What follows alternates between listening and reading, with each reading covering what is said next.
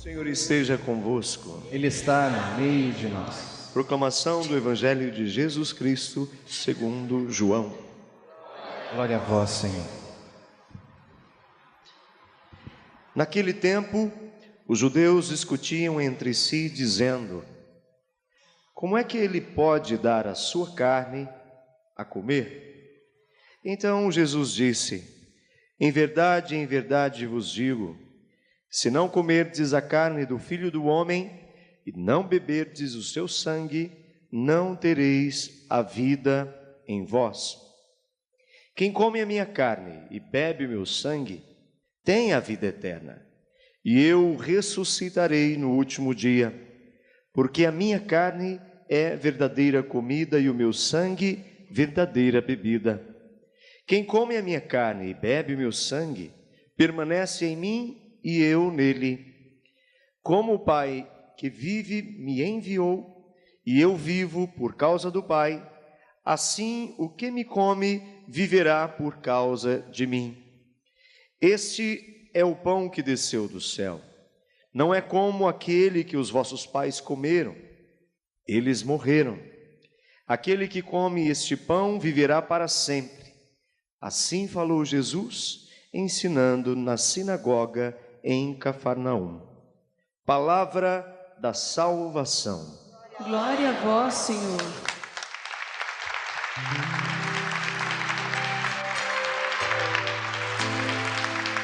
Enquanto nos sentamos, estamos cantando o refrão do Salmo. Ide por todo mundo, a todos pregai o Evangelho.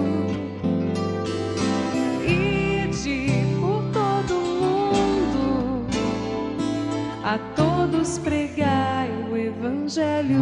Mais uma vez, ide por todo mundo. A todos pregai o Evangelho. Ide por todo mundo. A todos pregai o Evangelho. Você viu como são lindos os dois trechos da Sagrada Escritura, tanto a primeira leitura como o Evangelho, né? Nem dá como escolher, os dois são importantíssimos, por isso a gente é obrigado a tomar um pouco de cada um deles, e eu começo justamente pelo Evangelho, naturalmente. Jesus começa assim: eu sou o pão vivo que desceu do céu. Quem come deste pão viverá eternamente. E o pão que eu darei é a minha carne entregue para a vida do mundo. Ele já começou a falar com clareza. E o pão que eu darei é a minha carne. Não se trata de pão. O pão, portanto, o alimento que eu darei é a minha carne entregue pela vida do mundo. Daí começou uma enorme discussão entre os judeus, e a pergunta deles era esta: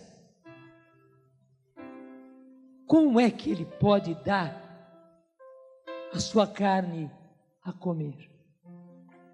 Sabe, meus irmãos, que essa discussão toda deles, com essa pergunta, nos ajuda muito, porque os judeus entenderam ao pé da letra, entenderam que era comer a carne mesmo, era beber mesmo o sangue.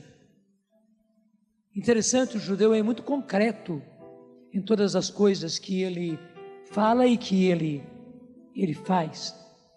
Então eles entenderam ao pé da letra. Claro que ao pé da letra de comer a carne, de beber o sangue, era uma coisa esquisita demais. Como é possível isso? Isso então nos ajuda para percebermos como Jesus falou não em símbolo, e como os judeus entenderam não em símbolo, mas entenderam verdadeiramente, concretamente. Nós dizemos na nosso brasileirês, né? No duro.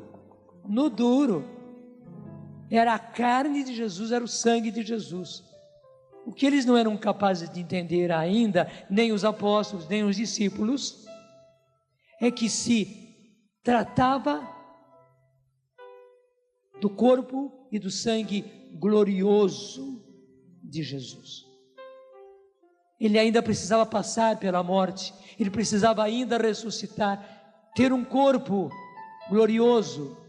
E justamente o que nós recebemos na comunhão é o corpo glorioso, é o sangue glorioso, e portanto a alma, a divindade de Jesus, é Jesus inteiro, é a pessoa de Jesus, mas com o seu corpo glorioso, como eu disse ontem, esse corpo que nós também teremos quando formos ressuscitados ou transformados na vinda de Jesus. Quando Jesus vier, os que estivermos vivos, nem precisaremos morrer, seremos transformados, explica a carta de São Paulo aos Coríntios, transformados num abrir e fechar de olhos, tendo um corpo glorioso ressuscitado como o de Jesus.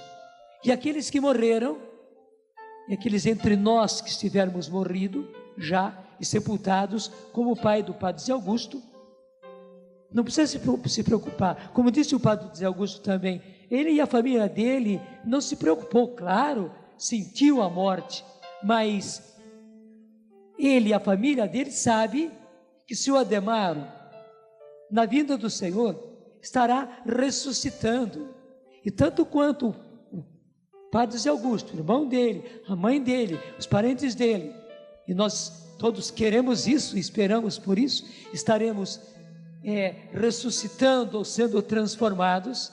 Seu pai também estará sendo ressuscitado com um corpo glorioso igual ao corpo ressuscitado de Jesus, e todos nós, o meu pai, você pode dizer o meu pai, a minha mãe, o meu irmão, o meu filho, a minha filha que já morreu, mas eu também, vivo ou já sepultado, estarei ressuscitando junto com os que foram transformados, e todos nós seremos arrebatados ao encontro do Senhor nos ares. E aí está o fato mais glorioso de toda a história humana, é desse corpo glorioso que Jesus estava fazendo. Os judeus acabaram nos prestando um serviço, porque eles entenderam que era realmente corpo, sangue de que Jesus estava falando. Mas é interessante como Jesus sempre fazia, e eu explicava isso ontem.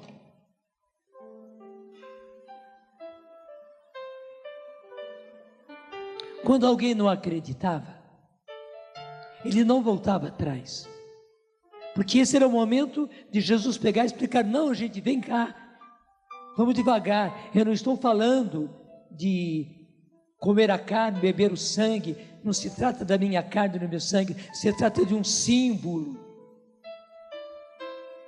Ele não fez isso, pelo contrário, ele deu um passo a mais. Em verdade, eu vos digo, isso era um sinal de juramento entre eles, assim como se jura colocando a mão sobre a Bíblia. Essa expressão, em verdade, eu vos digo, equivale a um juramento. Se não comerdes a carne do Filho do Homem, que era ele, Jesus, e não beberdes o seu sangue, não tereis a vida em vós.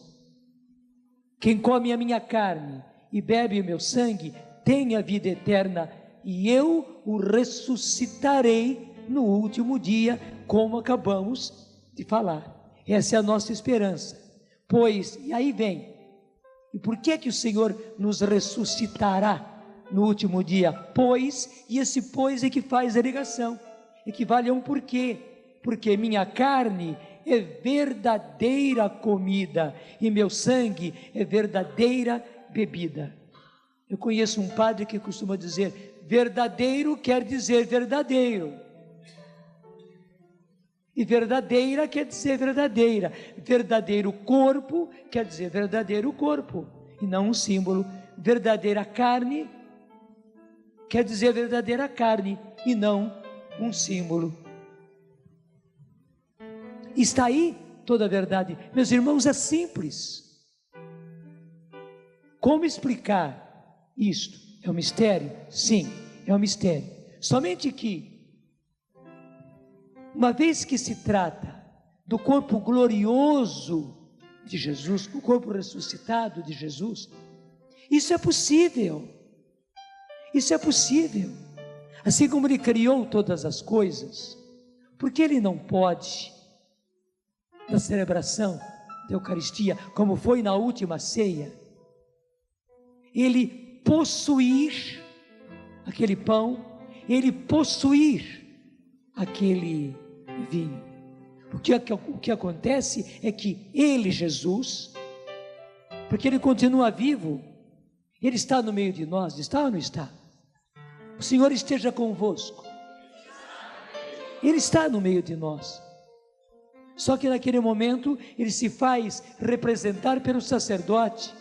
E que honra para nós, e que responsabilidade para cada um de nós. Ele se faz representar por nós, e nós é que acabamos fazendo todos os gestos e dizendo as palavras de Jesus na última ceia.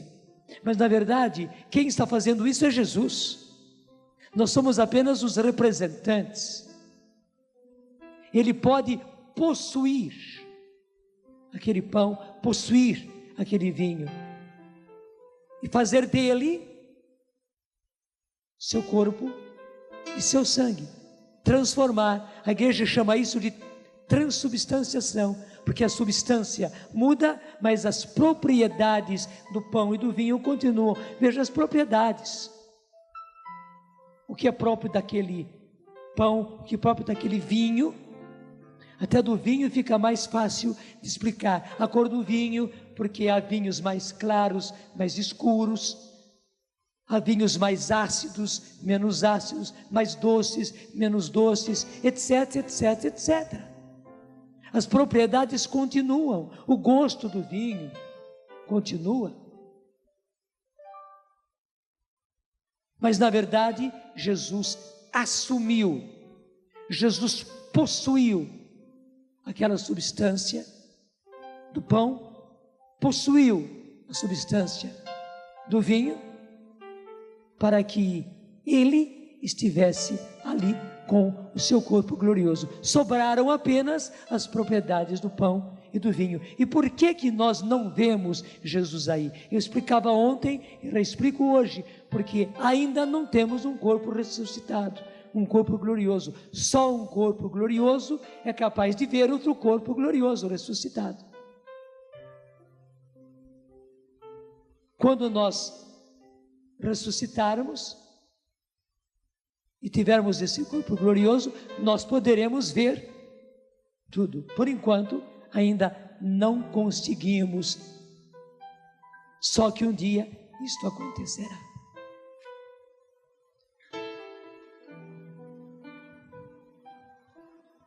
Pois a minha carne é verdadeira comida e o meu sangue é verdadeira bebida. Quem come a minha carne e bebe o meu sangue permanece em mim e eu nele. E meus irmãos, isso é o mais precioso. Você comunga na missa da manhã, você comunga na missa vespertina, e como aqui na Canção Nova, nós, por causa dos nossos trabalhos, temos diversas missas, né? Já houve uma às 6h30, está vendo esta, ao meio-dia há uma missa, às 5h30 da tarde a outra missa, com frequência nós temos missa à noite. Você comunga naquela missa, mas Jesus permanece com você. Você vai comungar hoje, agora nessa missa. Jesus vai permanecer com você durante todo esse dia, e permanecerá com você, permanecerá com você. E você comunga hoje, você comunga amanhã, você comunga depois, ou então, se você não pode, você comunga uma semana, outra semana, porque você deve ir à missa todos os domingos. Eu suponho que você vá, claro. Jesus vai permanecendo, como que sedimentando, como se você fosse colocando terra, aquilo vai sedimentando, e como a terra vai também se endurecendo, O corpo e o sangue de Jesus vão de tal maneira, tomando conta, possuindo o nosso corpo, que deixa eu dizer assim, vai ser moleza nós sermos ressuscitados quando o Senhor estiver vindo. É como um imã que se atrai. O Senhor, com seu corpo glorioso, que nós recebemos e que permanece em nós, né? O Senhor estará vindo com o corpo glorioso dele, nós aqui com o nosso próprio pobre corpo, mas possuído por Jesus, porque ele foi permanecendo, vai ser atraído, até eu diria, será uma atração mútua, porque ele permanece em mim e ele está no céu, ele estará vindo e eu já estarei sendo arrebatado. Ele é muito mais forte, né? Ele é um imã muito mais forte, ele estará me arrebatando, e o que eu desejo é que ele arrebate você, e que você possa ir ao encontro do Senhor nos ares, como irá o seu Pai, como iremos nós. Essa é a grande alegria, e é por isso que nós, crendo nas palavras de Jesus, porque aí está a base, acreditamos em todo o restante. Eu digo com todo respeito aos meus irmãos evangélicos, até 1500 e pouco, antes de Lutero, Zuílio e Calvino, etc., que fizeram a reforma protestante, a reforma, como os evangélicos dizem, a igreja inteira, a igreja oriental e a igreja ocidental, a igreja inteira acreditava plenamente do jeito que está aqui, 1500 e pouco. Portanto, meus irmãos, foi apenas com a reforma protestante é que os nossos irmãos evangélicos acabaram não acreditando na presença real de Jesus, mas tomando isso como um símbolo. Mas veja, será que esses 500 anos apenas é mais do que os 1500 anos que precederam, onde toda a igreja acreditava naquilo que está aqui com clareza? Eu volto a dizer, verdadeiro corpo quer dizer verdadeiro corpo, verdadeiro sangue quer dizer verdadeiro sangue. A lógica está aí. Eu tenho a certeza, a Eucaristia acabará nos unindo. A Eucaristia acabará nos unindo. Vai chegar o dia em que os nossos irmãos evangélicos, como muitos deles já fizeram e estão fazendo, e quantos deles que eram católicos e que foram para uma igreja evangélica, por 1000 razões, até por culpa nossa,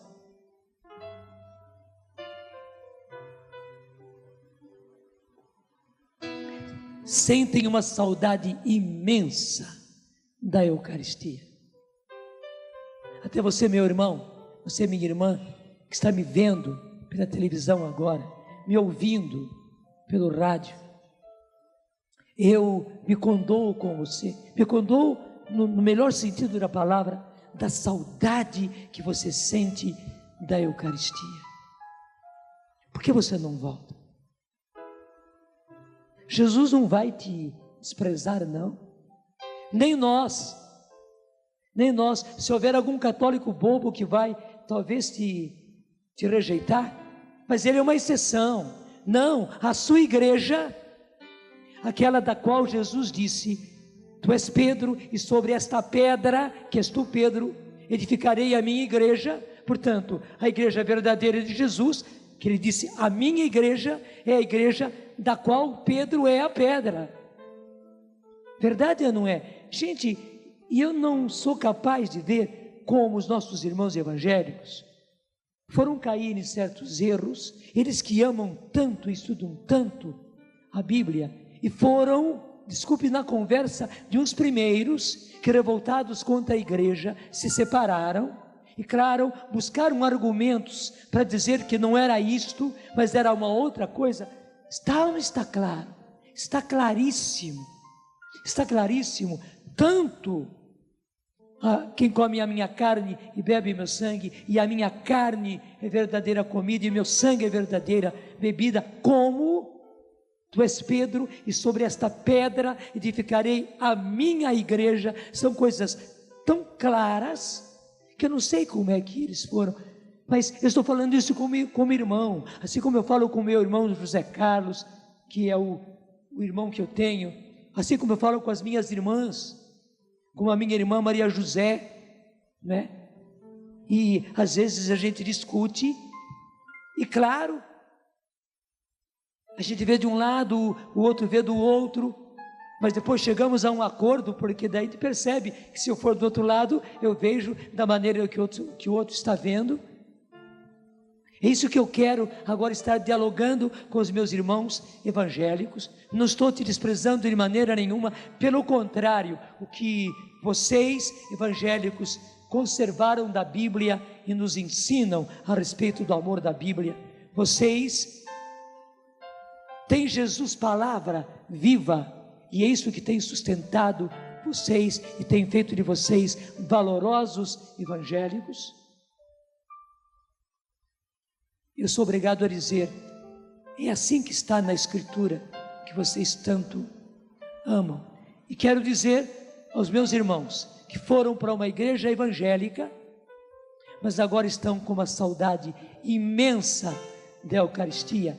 Volta, meu irmão, volta, minha irmã, porque a sua igreja está à sua espera.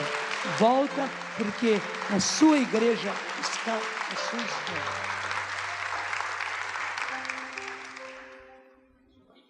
Pelo tempo, isso, faz favor. Eu fiz questão de vir aqui porque em 87 eu saí da igreja católica e fui para uma igreja evangélica. E eu senti uma saudade tão grande da Eucaristia que eu retornei. E não só retornei, que eu me tornei sacerdote também.